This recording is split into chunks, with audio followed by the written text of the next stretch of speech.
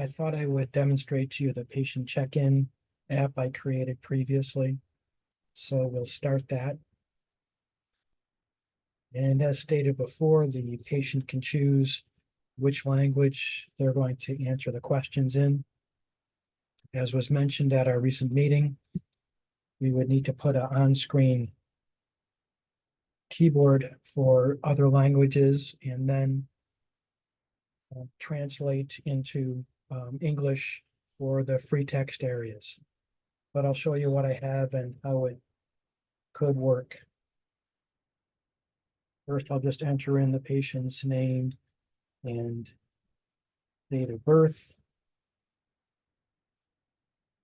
Now the patient has been checked in. So let's just say he says he has diabetes, blood pressure.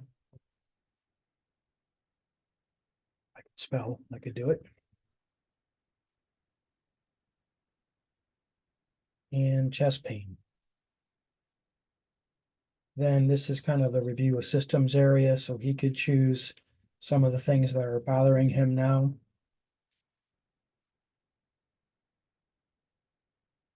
And he thinks he needs med refills. He used to use tobacco. He is safe at home. Because I don't have this tied into the Epic EHR, I decided to just offer a screen where the user could choose which questionnaires they would fill out, or they could, of course, choose none. But because he said he has diabetes, let's just say we're gonna do this and answer some of the diabetes questions.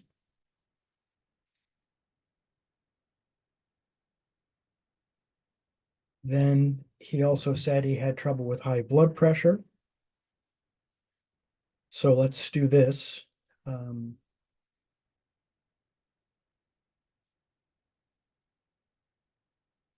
what happens is in other languages, all these questions are in the language that the patient chose.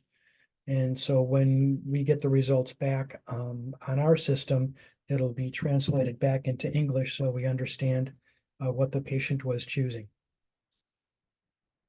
I also set it up for higher functioning people that they could enter in their, let's say their weight and their height and other vital signs.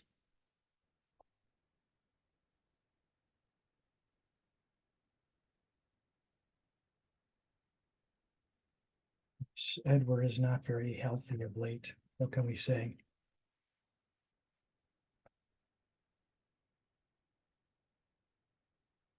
And I included some other things such as a PHQ-9 and a GAD-7. Let's make Edward pretty depressed most of the time. Looks like some of my patients. But fortunately, he's not going to kill himself today. Then when the patient is done entering that stuff, we can finish up.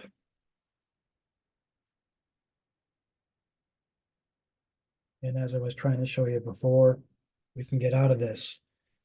This was just a little server I created before I had the EHR, and this tells me that Edward has arrived and what time he arrived at and date.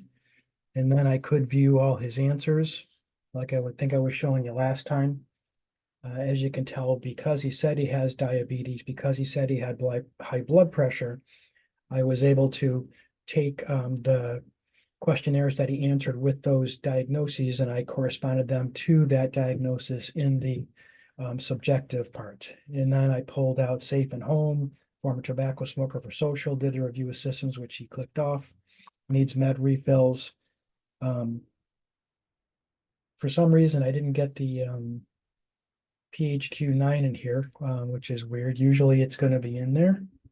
So I don't know what happened on this version. It's possible I haven't set it up on this older version, but usually on the EHR it's coming in. Another thing we had mentioned during the meeting is that it will take a great deal of time to put in these translations for the canned text for these questionnaires, etc. What I realized today, though, is I could create something like this for ChatGPT and have it do all the translations for me.